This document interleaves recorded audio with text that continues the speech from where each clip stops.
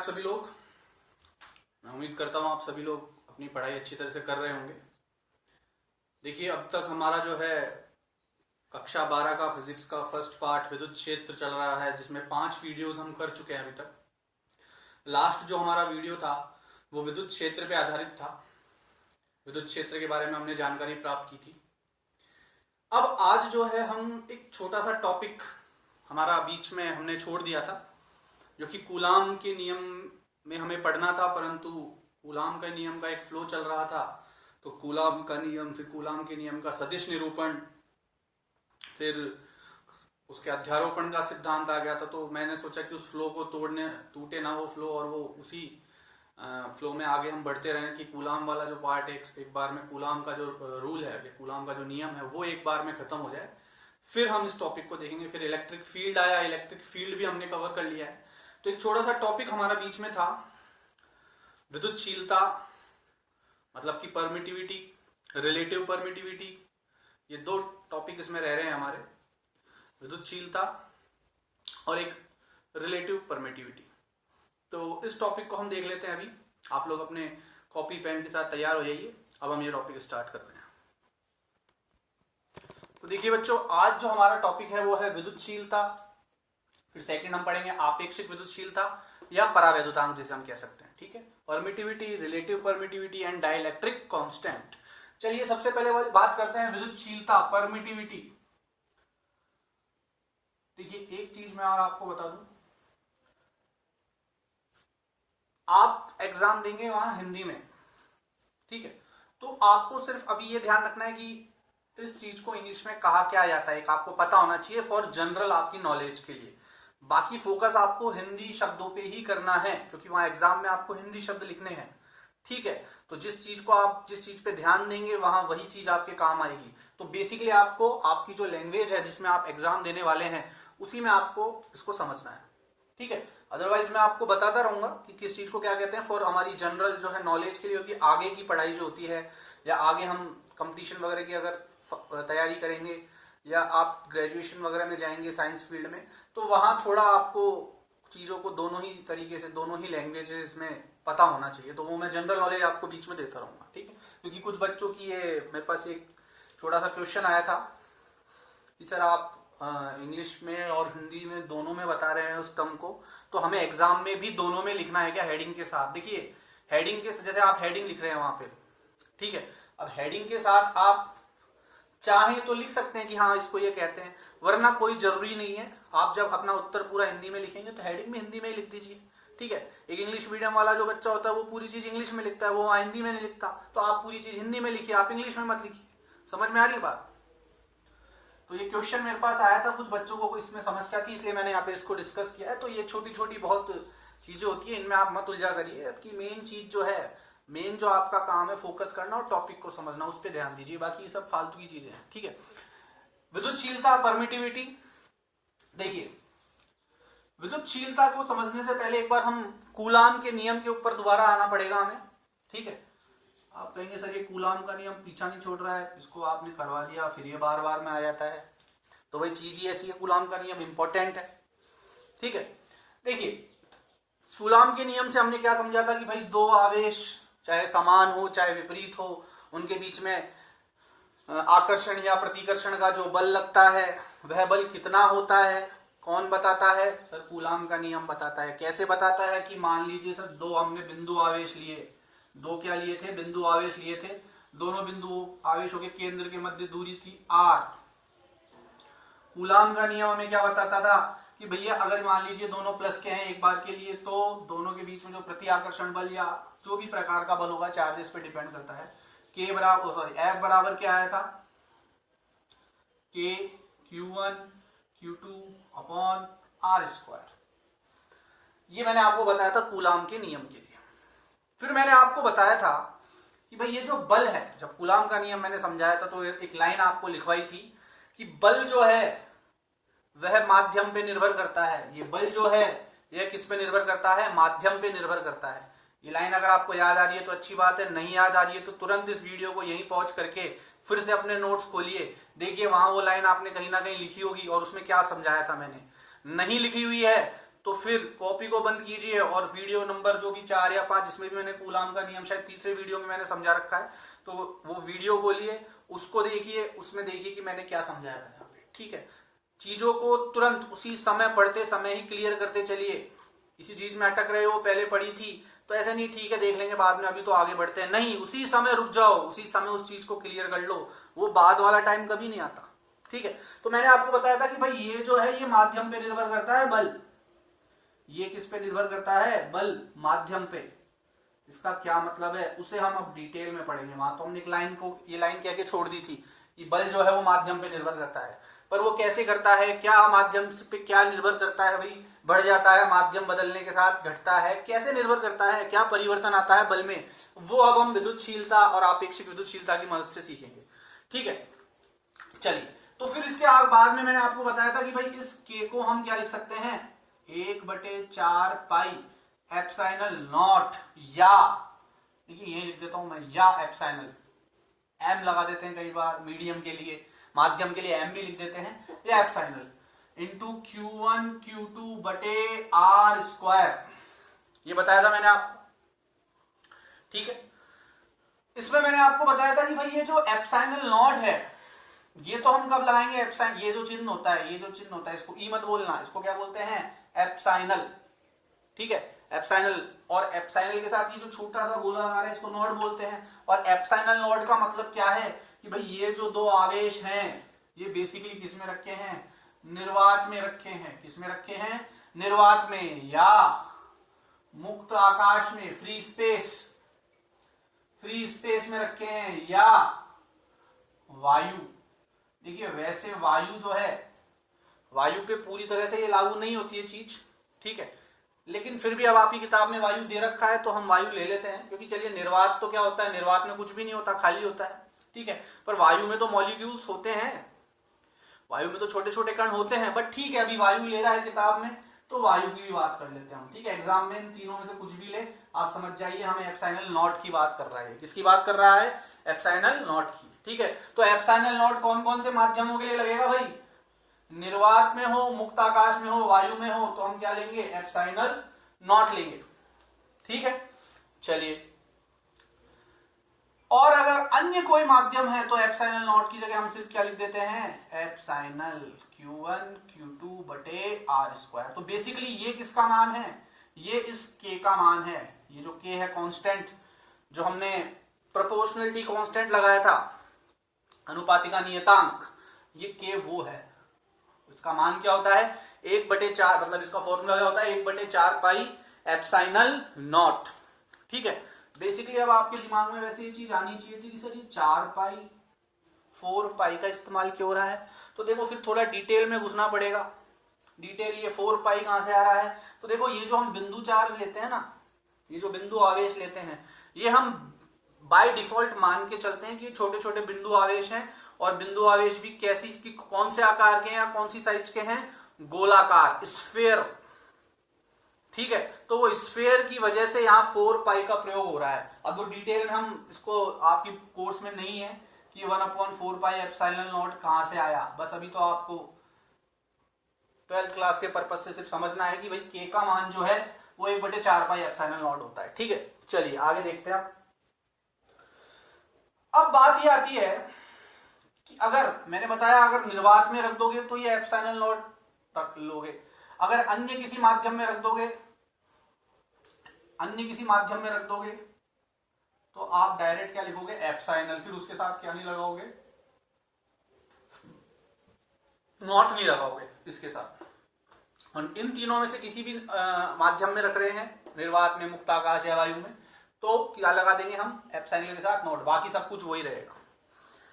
अब एक्चुअल में ये जो मैंने बात कही थी आपको उस दिन भी मैंने समझाया था कि F माध्यम पर निर्भर करता है। इसका मतलब क्या है, वास्तव में F माध्यम पर निर्भर नहीं करता, वास्तव में K जो है, इस F में जो फॉर्मूला आ रहा है K, ये माध्यम पे निर्भर करता है।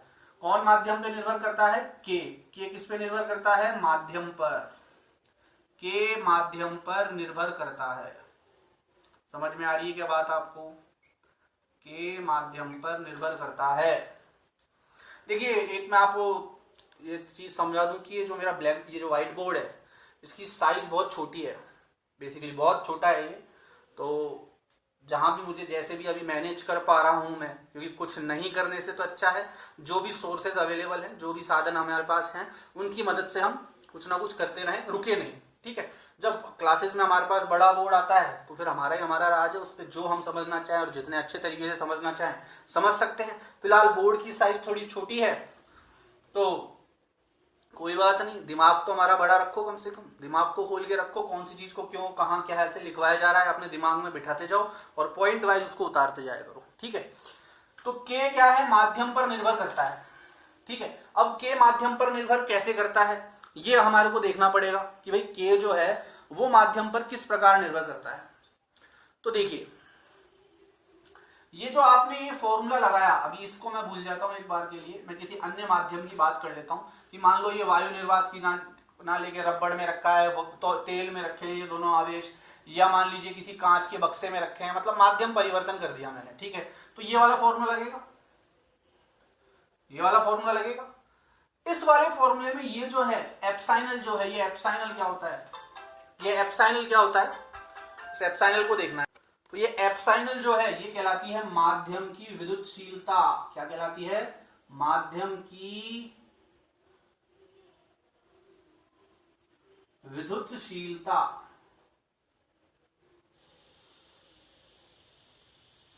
देखिए, कोई इतना खास कोई टॉपिक है नहीं है, बट नॉलेज के लिए थोड़ा जरूरी है। अन्य टॉपिक्स में जुड़ के इसके सवाल आ जाते हैं, अन्य टॉपिक्स के साथ मिला के। ठीक है, तो बड़े लाइट दिमाग से इसको समझना है आपको। तो एप्साइनल क्या होता है, माध्यम की विद्युतशीलता। ये जो हम पढ़ रहे हैं ना विद्युतशीलता, ये यही होती है एप्साइनल।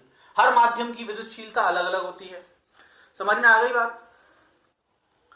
अब ये काम क्या करता है, ये विद्युतशीलता का काम क्या है, बेसिकली ये यहाँ पे क्यों है, इसका क्या रोल है। तो पॉज करके इसको नोट करिए, फिर हम आगे देखते हैं कि ये एप्साइनल क्या करता है। तो देखिए, विद्युतशीलता क्या करता है, ये जो एप्साइनल आपने पढ़ा कूलाम के नियम में 1/4 पाई एप्साइनल के, ये जो के का मान है, इसमें ये एप्साइनल क्या करता है, एप्साइनल क्या करता है भाई, एप्साइनल जो है अपने क्षेत्र को अपने क्षेत्र के द्वारा या अपने क्षेत्र की मदद से आवेशों के मध्य जो क्षेत्र उत्पन्न हो रहा है या आवेशों का के मध्य जो बल लग रहा है क्षेत्र की वजह से, उसको कम करने की कोशिश करता है या उसको कम करता है।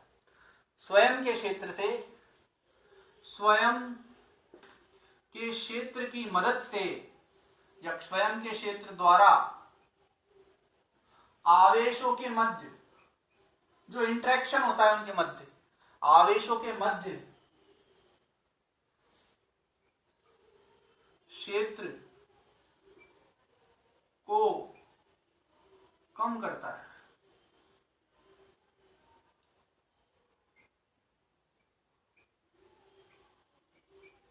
बात आ गई क्या भाई समझ में। स्वयं के क्षेत्र द्वारा आवेशों के मध्य क्षेत्र को क्या करता है, कम करता है एप्साइनल। ठीक है, ये तो एक लाइन हो गई, इस लाइन को आगे डिटेल में समझते हैं हम कि इसका मतलब क्या है।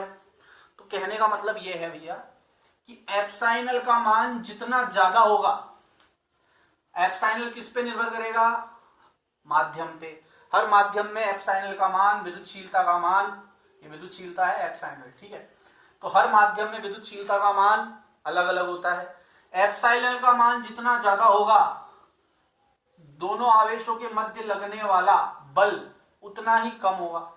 क्यों, कैसे पता लगा, अरे भाई एफ का मान क्या था, 1/4 पाई एप्साइनल Q1 Q2/r²। तो कहीं ना कहीं एप्साइनल किसके व्युत्क्रमानुपाती है, नीचे आ रहा है ना, तो एफ के व्युत्क्रमानुपाती है।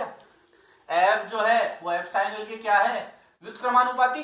तो एप्साइनल का मान जितना ज्यादा, अगर एप्साइनल का मान लिख लेना ब्रैकेट में विद्युतशीलता, ठीक है, विद्युतशीलता,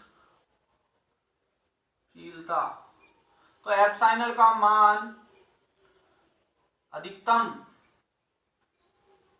अगर एप्साइनल का मान अधिकतम तो आवेशों के मध्य कार्यरत बल न्यूनतम हो जाएगा। पता लग रहा है फॉर्मूले से भी कि एफ जो है वो एप्सिलॉन के व्युत्क्रमानुपाती है। एप्सिलॉन क्या होती है? विद्युतशीलता।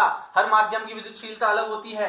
एप्सिलॉन का मान अधिकतम होगा तो आवेशों के मध्य जो बल कार्यरत है उसका मान क्या होगा? न्यूनतम होगा। क्या होगा? न्यूनतम होगा। समझ में आ गई बात? ठीक है, तो एप्सिलॉन जैसे जैसे बढ़ेगा एफ वैसे वैसे कम होता जाता है। पॉज करके नोट करिए। ठीक है भाई, तो भाई क्या कहने का मतलब क्या है कि एप्सिलॉन का मान जितना ज्यादा होगा बल उतना ही कम होता जाएगा, क्योंकि बल एप्सिलॉन के क्या है? व्युत्क्रमानुपाती है। ठीक है, अब देखिए ये जो तीन माध्यम हैं, फिर से लिख देता हूं, जो मैंने पहले तीन माध्यम लिखे थे फिर से लिख देता हूं मैं। कौन कौन से? निर्वात, सेकंड मुक्त आकाश, free space, vacuum free space, third air यानी कि वायु। इन तीन माध्यमों में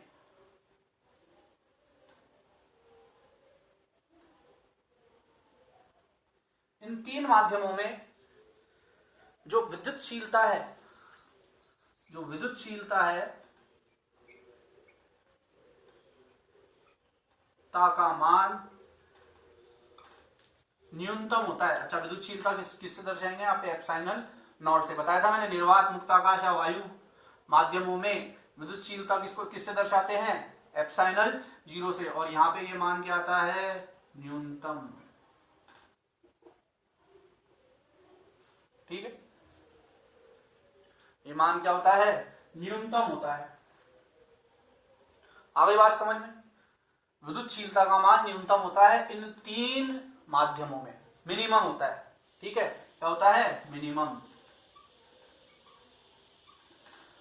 तो भाई एक बात और निकल के आती है इससे, अगर इन तीन माध्यमों में विद्युतशीलता का मान न्यूनतम होता है, एप्सिलॉन नॉट का मान न्यूनतम होता है, तो किसका मान अधिकतम होगा? ये किसके व्युत्क्रमानुपाती है? बल के। ये किसके व्युत्क्रमानुपाती है?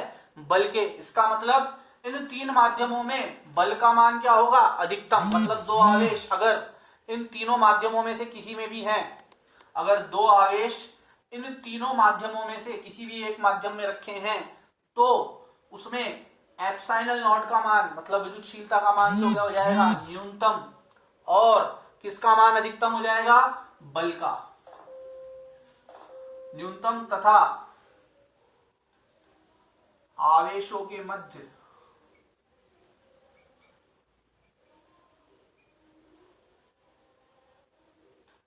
बल का मान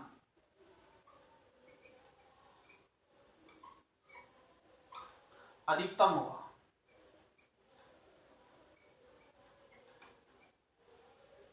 ये बात ध्यान रखनी है आपको।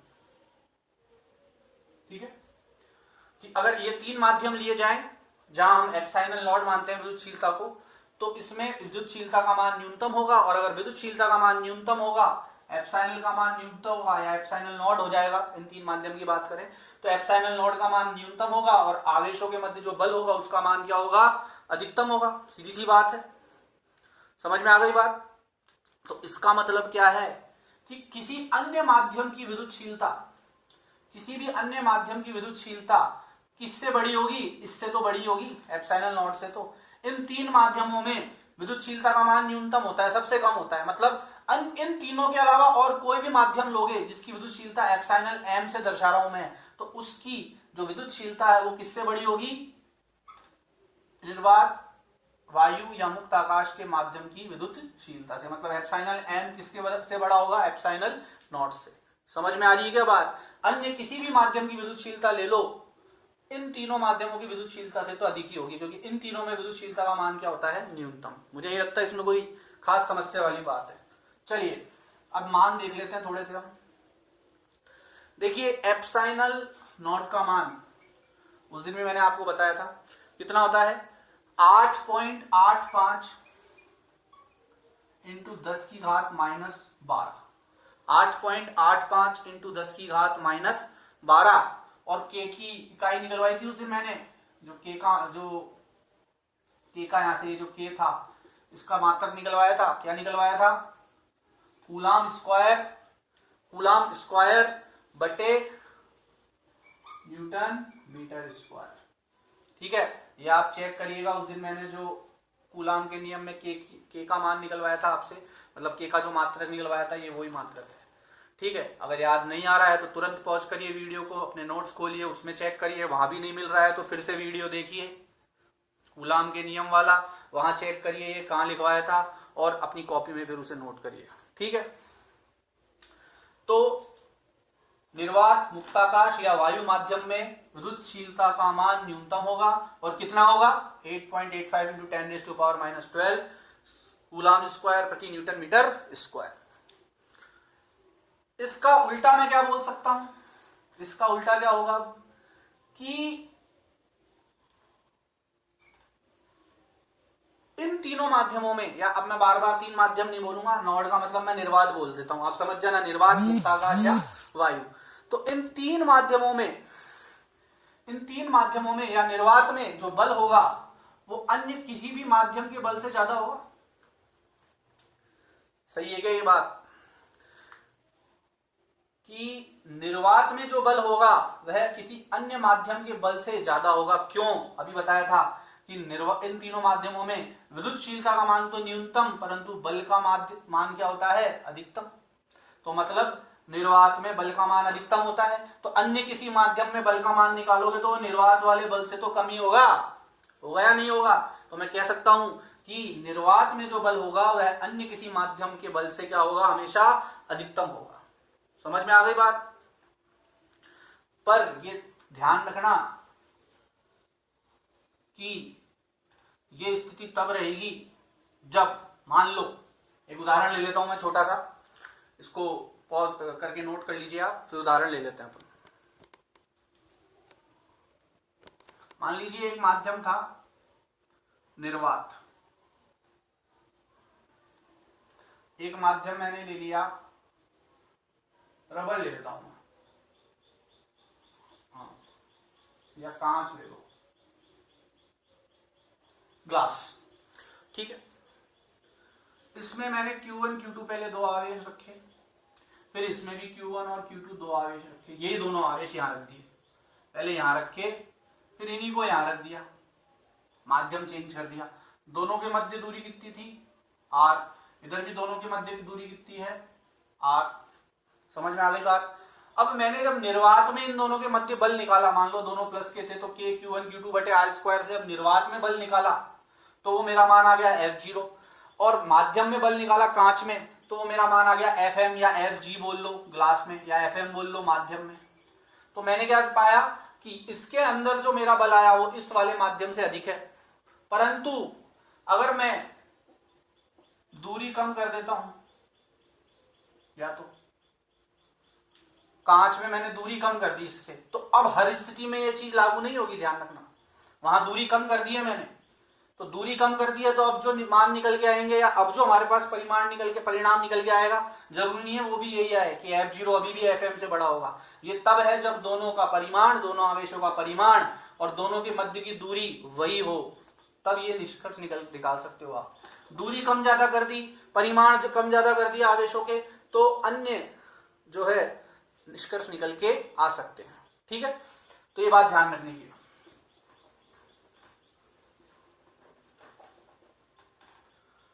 अब आगे देखिए, अब देखिए कांच का, ये तो मैंने आपको बता दिया एप्सिलॉन नॉट किसका? निर्वात में पर विद्युतशीलता का मान। अब कांच में विद्युतशीलता का मान देखते हैं कितना होता है।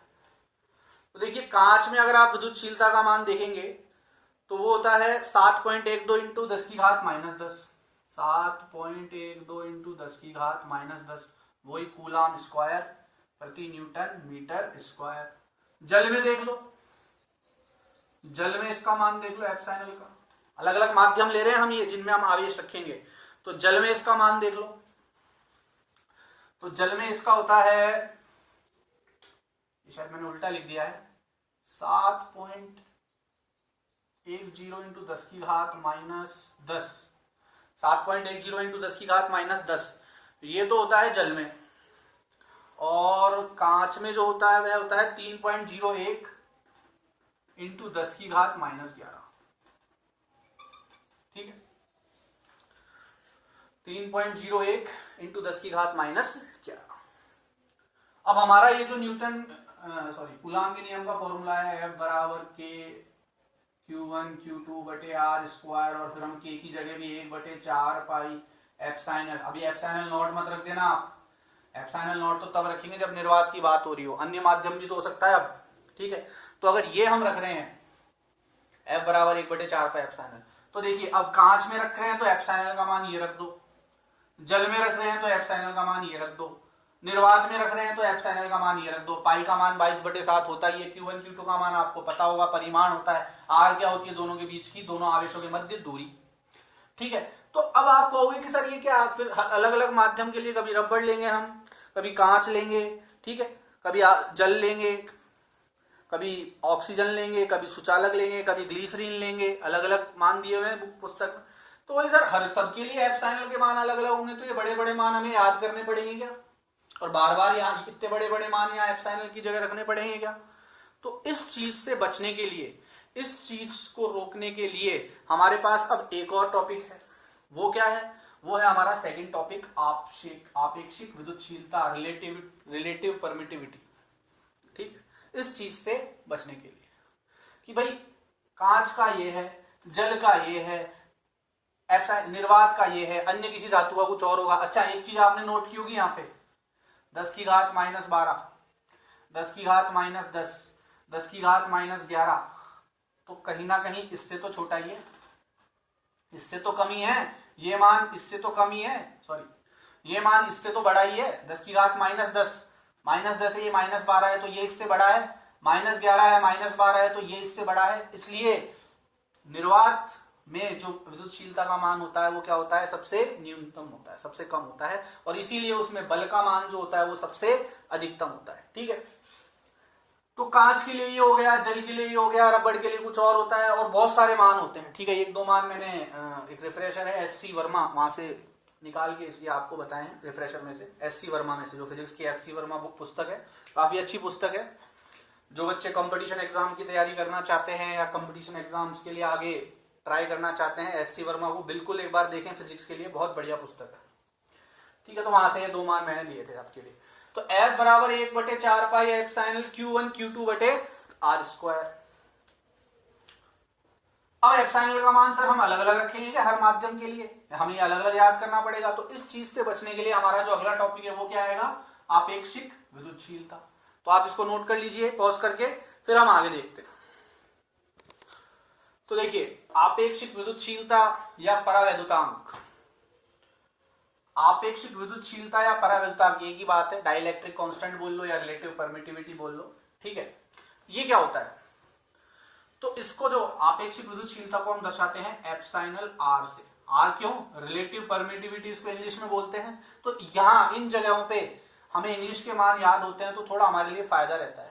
ठीक है, कि भाई आपेक्षिक विद्युतशीलता को रिलेटिव परमिटिविटी बोलते हैं, इसलिए एप्सिलॉन के साथ क्या लग रहा है, आर लग रहा है। ठीक है, रिलेटिव का। तो एप्सिलॉन आर, एप्सिलॉन आर क्या होता है भाई, पहले मैं लिख देता हूं इसका formula, epsilon M up epsilon naught. आपेक्षिक विद्युतशीलता क्या होती है, किसी माध्यम में विद्युतशीलता बटे निर्वात में विद्युतशीलता, मतलब माध्यम में विद्युतशीलता और निर्वात में विद्युतशीलता का क्या होता है, अनुपात। इसको दूसरी तरीके से हम कैसे कह सकते हैं कि एक माध्यम की विद्युतशीलता, किसी एक माध्यम की विद्युतशीलता, किसी एक माध्यम की विद्युतशीलता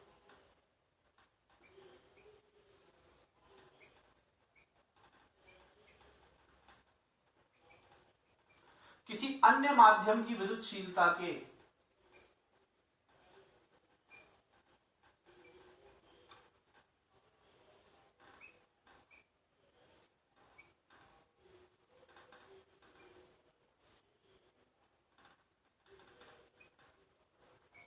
कितनी गुना ज्यादा है।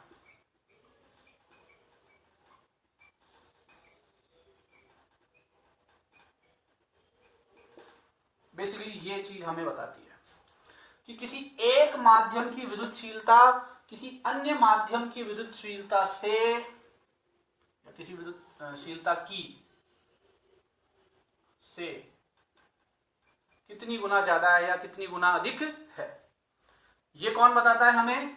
ये हमें बताता है आपेक्षिक विद्युतशीलता, रिलेटिविटी। रिलेटिविटी मतलब दोनों के बीच में कुछ ना कुछ रिलेटिवनेस, कुछ ना कुछ संबंध बना के हमने ये ज्ञात किया। ठीक है, इसे एप्सिलॉन आर के द्वारा दर्शाते हैं। एप्सिलॉन आर तो क्या हो गई हमारी आपेक्षिक विद्युतशीलता, एप्सिलॉन एम क्या हो गई माध्यम की विद्युतशीलता, और एप्सिलॉन जीरो क्या हो गई निर्वात में विद्युतशीलता या मुक्त हवा में मुक्त आकाश में या वायु में विद्युतशीलता। क्या बताती है कि किसी एक माध्यम की विद्युतशीलता किसी अन्य माध्यम की विद्युतशीलता से कितनी गुना ज्यादा है। ठीक है, अब इसको थोड़ा समझते हैं हम। कैसे समझे? जैसे आपकी बुक लेंगे आप, तो बुक के पेज नंबर 7 पे एक सारणी बना के दी गई है। हवा, कांच, अभ्रक, इनके परावैद्युतांक या आपेक्षिक विद्युतशीलता दी गई है। तो इसको अब हम देखें अगर, तो देखिए मान लो जैसे आपकी किताब में रबड़ की विद्युतशीलता दी हुई है 7। कितनी दी हुई है? 7। रबड़ की विद्युतशीलता कितनी दी हुई है? 7 दी हुई है। तो देखो रबड़ की विद्युतशीलता दी हुई है 7, सॉरी रबड़ की विद्युतशीलता नहीं, रबड़ की आपेक्षिक विद्युतशीलता एप्सिलॉन आर किसकी? रबड़ की कितनी दी हुई है? 7 दी हुई है। सारणी में देख सकते हैं आप। ठीक है, इसका क्या मतलब है? इस चीज का क्या मतलब है? इस चीज का मतलब यह है कि भाई एप्सिलॉन आर क्या बताया मैंने आपको? एप्सिलॉन एम बटे एप्सिलॉन नॉट। तो रबड़ की जो आपेक्षिक विद्युतशीलता है किसके बराबर होगी? रबड़ की विद्युतशीलता बटे निर्वात की विद्युतशीलता है। तो देखो यहां से ये एप्सिलॉन आर रबड़ की आपेक्षिक विद्युतशीलता कितनी दी हुई है? 7। तो एप्सिलॉन आर का मान क्या लिख सकता हूं मैं? 7 बराबर एप्सिलॉन एम क्या है यहाँ पे? माध्यम क्या है? रबड़, बटे एप्सिलॉन नॉट का मान क्या बताया था मैंने आपको? एप्सिलॉन नॉट का मान बताया था, या अभी एक बार के लिए मैं एप्सिलॉन नॉट ही लिख देता हूं इसको, फिर बाद में देख लेंगे। अब अगर मुझे यहां से रबर की विद्युतशीलता निकालनी है तो कैसे निकालूंगा मैं? एप्सिलॉन को इससे गुणा कर दूंगा तो कितना आएगा? 7 into epsilon not. 7 into epsilon not. इसका मतलब क्या है?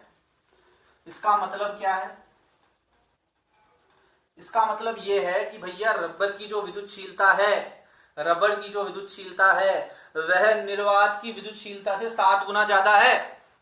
यही तो मतलब है इसका कि रबर की जो विद्युतशीलता है वह निर्वात की विद्युतशीलता से 7 गुना ज्यादा है। क्या दिया गया था मुझे? रबड़ की आपेक्षिक विद्युतशीलता। आपेक्षिक किसके साथ? किसकी अपेक्षा में? निर्वात की विद्युतशीलता में। आपेक्षिक मतलब निर्वात की अपेक्षा में। ठीक है, तो एप्सिलॉन आर किसका दिया हुआ था? रबड़ का। कितना दिया हुआ था? 7। एप्सिलॉन आर मतलब आपेक्षिक विद्युतशीलता कितनी दी हुई थी? 7। फॉर्मूला लगाया मैंने, ये एप्सिलॉन आर होता है एप्सिलॉन एम बटे एप्सिलॉन नॉट। एम क्या है यहाँ पे? रबड़ ही है। ठीक है, तो 7 बराबर, ये तो इसकी रबड़ की आपेक्षिक विद्युतशीलता 7 बराबर एप्सिलॉन एम क्या है? रबड़ी तो है, बटे एप्सिलॉन नॉट क्या होता है? निर्वात की विद्युतशीलता। तो एप्सिलॉन रबर का निकाल लिया हमने, इसकी विद्युतशीलता निकाल ली। कैसे? ये एप्सिलॉन नॉट गुणा भाग में था, इसको लेके गुणा में चले गए। तो अब हमें क्या करना है? कुछ नहीं करना, रबर लिखा बराबर 7 इंटू, और डायरेक्ट अब हमें क्या करना है? अब डायरेक्ट हमें एप्सिलॉन इसको 8.85 इंटू 10 की घात -12 कूलम स्क्वायर प्रति न्यूटन मीटर स्क्वायर से गुणा करना। डायरेक्ट एप्सिलॉन नॉट का मान। हाँ, तो इसका मतलब एप्सिलॉन नॉट निर्वात में जो विद्युतशीलता है सिर्फ वो याद रखनी है आपको।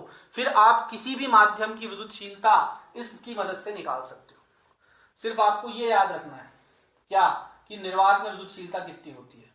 फिर आपको जिसकी भी निकालनी है, जिस भी माध्यम की विद्युतशीलता निकालनी है वो कितने गुना होगी वो कैसे पता लगेगा हमें? आपेक्षिक विद्युतशीलता से। उसकी मदद से आप निकाल सकते हो। मतलब रबड़ की विद्युतशीलता निर्वात की विद्युतशीलता से 7 गुना अधिक है। अब इसको इससे गुना करके हम रबड़ की विद्युतशीलता निकाल सकते हैं। वरना हमें क्या करना पड़ता? अगर ये चीज नहीं होती तो हमें क्या करना पड़ता? फिर हमें हर पता, हर माध्यम का मान अलग अलग याद करना पड़ता, हर माध्यम के लिए विद्युतशीलता का मान अलग अलग याद करना पड़ता। तो उस बर्डन को कम करने के लिए या उस मेहनत को कम करने के लिए और चीजों को सिंपल बनाने के लिए ये कौन सा टॉपिक लेके आए हैं हम, आपेक्षिक विद्युतशीलता। एक उदाहरण और ले लेता हूं मैं, आप ही की किताब में देखिए, जैसे आपको जल का मान लीजिए, जल का मैं ले लेता हूं, ये आसुत जल है 80, चलो जल का ले लेता हूं, जल का 81 होता है लगभग, ठीक है। या कांच का ले लेते हैं, जैसे कांच का 5 से 10 के बीच में दिया हुआ है। अब कांचों के प्रकार अलग अलग होते हैं, जैसे प्लेक्सी कांच होता है उसका 7 होता है, ठीक है। तो जैसे कांच का ले लेता हूं मैं, एप्सिलॉन आर मतलब आपेक्षिक विद्युतशीलता किसकी, कांच की। कहां से कहां तक दी हुई है, 5 से 10, तो उसमें से मैं ऐसा कांच, इस कांच प्रकार का कांच ले रहा हूं जिसकी विद्युतशीलता हो, जिसकी आपेक्षिक विद्युतशीलता हो 7 या 6 ले लेते हैं, चलो 7 हमने ले लिया क्योंकि रबड़ का इसलिए। चलिए अब मुझे ये याद करना है कि कांच की विद्युतशीलता कितनी होती है। ये तो कांच की आपेक्षिक विद्युतशीलता है, कांच की विद्युतशीलता कितनी होती है ये याद करने के लिए अब देखिए क्या करूंगा मैं, वही फॉर्मूले में लिखूंगा, एप्सिलॉन आर बराबर एप्सिलॉन आर कांच का बराबर एप्सिलॉन एम, एम मतलब वही कांच, कांच की विद्युतशीलता बटे एप्सिलॉन नॉट, ठीक है। तो एप्सिलॉन आर कांच कितना लिखा है मैंने, 6 बराबर एप्सिलॉन कांच बटे एप्सिलॉन नॉट। तो यहां से एप्सिलॉन कांच का मान निकाल सकता हूं मैं, एप्सिलॉन कांच का मान कितना आएगा, इसको इससे गुणा कर दूंगा, 6 इंटू एप्सिलॉन नॉट। मतलब कांच की जो विद्युतशीलता है, कांच की जो विद्युतशीलता है वह निर्वात की विद्युतशीलता कितना गुना है, 6 गुना। इसीलिए मैंने लाइन लिखवाई थी कि किसी एक माध्यम की विद्युतशीलता किसी अन्य माध्यम की विद्युतशीलता से कितनी गुना ज्यादा है, तो ये इसकी 6 गुना है, ये इसकी 6 गुना अधिक है इससे। समझ में आ गई बात, इससे कितनी अधिक है, ये 6 गुना, ठीक है। किससे, निर्वात की विद्युतशीलता से। तो निर्वात के सापेक्ष हम किसी अन्य माध्यम की क्या ज्ञात कर सकते हैं, विद्युतशीलता। और निर्वात की विद्युतशीलता और अन्य माध्यम की विद्युतशीलता के अनुपात को ही क्या कहा जाता है, आपेक्षिक विद्युतशीलता। आ गई बात समझ में। तो इस तरीके से हम ये ज्ञात कर सकते हैं, इसको कॉपी कर लीजिए पॉज करके, उसके बाद आगे देखते हैं। अब देखिए अभी जो हमने पढ़ा कि ये एप्सिलॉन आर बराबर एप्सिलॉन एम बटे एप्सिलॉन नॉट, ये होती है कि बोले सर आपेक्षिक विद्युतशीलता ये होती है। ये फॉर्मूला आया कहां से, इसको हम लाए कहां से, तो अभी मैंने आपको एक कंसेप्ट बताया था क्या, कि निर्वात में जो बल होता है, निर्वात में जो बल होता है वह माध्यम के बल से अधिक होता है। अन्य किसी माध्यम के मध्य अंदर जो आवेशों में बल होगा वह निर्वात में जो आवेशों के मध्य बल होगा वो उससे अधिक होगा या ये इससे कम होगा, ठीक है। ये बताया था मैंने अभी आपको। तो दरअसल होता क्या है, एक्चुअल में होता क्या है, देखिए मान लो मैं ये बोल दूं कि जैसे मैंने बोला एप्सिलॉन आर बराबर एप्सिलॉन एम बटे एप्सिलॉन नॉट, इसी प्रकार में क्या बोल सकता हूं कि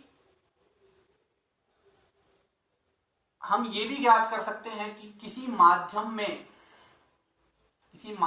जो बल होगा, किसी माध्यम में जो बल होगा वह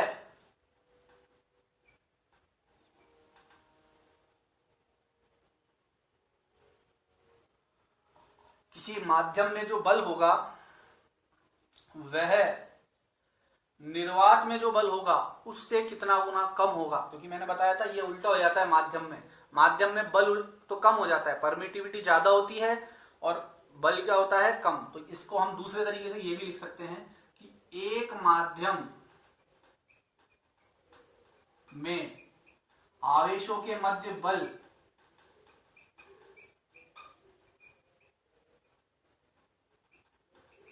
अन्य माध्यम में, अच्छा अन्य माध्यम की जगह आप डायरेक्ट लिख सकते हो, यहां पे आप डायरेक्ट लिख सकते हो अन्य माध्यम की जगह निर्वात, कोई बड़ी बात नहीं है क्योंकि बात तो हम एक्चुअल में निर्वात की कर रहे हैं। तो एक माध्यम में आवेशों के मध्य बल निर्वात में आवेशों के मध्य बल से कितना गुना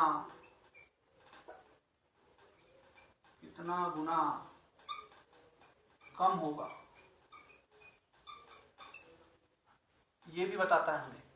परमिटिविटी की बात करते हैं तो एक माध्यम में आवेशों के मध्य बल निर्वात में, वहां पे भी आप जो मैंने आपको जो पहले वाली लाइन लिखवाई थी वहां पे अन्य माध्यम की जगह निर्वात भी लिख सकते हैं आप। निर्वात में आवेशों के बल से कितना गुना कम होगा। और वहां क्या लिखवाया था, परमिटिविटी के लिए क्या लिखवाया था कि एक माध्यम में आवेशों के मध्य विद्युतशीलता अन्य जो निर्वात में आवेशों के मध्य जो विद्युतशीलता है उससे कितना गुना ज्यादा होगी, क्योंकि विद्युतशीलता तो ज्यादा होती है अन्य माध्यम की निर्वात से, और बल कम होता है अन्य माध्यम का निर्वात में लगने वाले बल की वजह से। ठीक है, तो एप्सिलॉन आर बेसिकली क्या देगा हमें, F0 बटे Fm, यही तो देगा। क्या देगा ये, F0 बटे Fm, मतलब निर्वात में, वायु में या मुक्ताकाश में लगने वाला बल या आवेशों के मध्य बल बटे माध्यम में आवेशों के मध्य बल। ठीक है, अब मान लो मैं इसका फॉर्मूला लगा देता हूं, F0 क्या होगा कूलाम के नियम से, वही 1/4 पाई एप्सिलॉन, और क्योंकि 0 है मतलब किसकी बात कर रहा हूं मैं, कौन से माध्यम की बात कर रहा हूं, निर्वात की, इसलिए एप्सिलॉन के साथ क्या लग जाएगा, नॉट इंटू Q1 Q2 बटे R²। अब यही आवेश इतनी ही दूरी पे अन्य किसी माध्यम में रखें तो उस पे बल क्या होगा, वही 1/4 पाई, बस अब एप्सिलॉन के साथ क्या नहीं लगेगा, एप्सिलॉन के साथ क्या नहीं लगेगा, नॉट नहीं लगेगा, यहाँ माध्यम लग जाएगा जिस भी माध्यम की बात कर रहे हैं, इंटू आवेश वही रहेंगे Q1 Q2। बताया था मैंने आवेशों का परिमाण मत बदल देना या आवेशों के मध्य दूरी मत बदल देना, वरना कुछ और निकल के आएगा। फिर ये Q1 Q2 बटे R² से ये कट जाएगा, 1/4 पाई से 1/4 पाई कट जाएगा, तो क्या बचेगा, एप्सिलॉन नॉट बटे एप्सिलॉन m, एप्सिलॉन नॉट बटे एप्सिलॉन m। समझ में आ गई बात आपके। तो इससे हमें एक रिजल्ट ये निकल के आया कि भैया जो आपेक्षिक विद्युतशीलता है वह एक तो इसके बराबर होती है, सॉरी देखो ये 1/एप्सिलॉन m है, तो ये 1/एप्सिलॉन नॉट इंटू ये ऊपर आके उल्टा हो जाएगा, तो एप्सिलॉन m बटे 1 आएगा, तो आएगा एप्सिलॉन m बटे एप्सिलॉन नॉट। ठीक है, तो जो आपेक्षिक विद्युतशीलता है वो किसके बराबर होती है, या तो निर्वात में बल बटे माध्यम में बल के, या निर्वात में विद्युतशीलता बटे, सॉरी माध्यम में विद्युतशीलता बटे निर्वात में विद्युतशीलता के बराबर। तो बेसिकली ये हमारा एक छोटा सा कंसेप्ट है किसका, आपेक्षिक विद्युतशीलता का। पॉज करके इसको नोट कर लीजिए, ये जो चीजें हैं मैंने लिखवाई है इनको पढ़िएगा, इसको फिर से रिवाइज करिएगा। अब हम बात कर लेते हैं हमारी न्यूमेरिकल्स की। देखिए न्यूमेरिकल्स का जो थोड़ा मेरे को प्रॉब्लम आ रही है वो ये आ रही है कि बोर्ड बहुत छोटा है। मैंने 1-2 वीडियोस बनाने की कोशिश की तो इस बोर्ड पे उनको बनाना पॉसिबल नहीं हो पा रहा है, तो मैं इसका अल्टरनेट ऑप्शन ये ढूंढ रहा हूं कि न्यूमेरिकल के लिए मैं कॉपी का प्रयोग करूं, कैमरे की मदद से कॉपी को कैप्चर करने की कोशिश करता हूं कि कॉपी में आपको समझा सकूं मैं। ठीक है, तो मैं उसके लिए भी कोशिश कर रहा हूं, उसका अरेंजमेंट करने की कोशिश कर रहा हूं। अगर ब्लैक बोर्ड पे हो जाए किसी और तरीके से, एक मुझे क्या है कि ये जो मेरा मार्कर पेन है ये बहुत ज्यादा, इसका जो निप है वो बहुत मोटा है तो ये क्या है, इंक फैलती है इससे। ठीक है, ये राइटिंग भी नहीं बन पाती है इससे, इंक बहुत फैलती है। तो इसके लिए मैं कोशिश कर रहा हूँ कि थोड़ा पतला अगर मुझे इसका जो पेन है वो मिल जाए तो उसकी मदद से फिर कम जगह में मेरा काम हो सकता है। तो उसके लिए मैं कोशिश कर रहा हूँ। न्यूमेरिकल्स के वीडियो देखिए वैसे मैंने बनाए हैं पर वो थोड़े उनमें प्रॉब्लम आ रही है, बार बार उसको इरेज करके बताना पड़ रहा है। तो एक कंटिन्यूटी जरूरी है न्यूमेरिकल में, क्योंकि पहले वाले का मान बाद में काम आता है।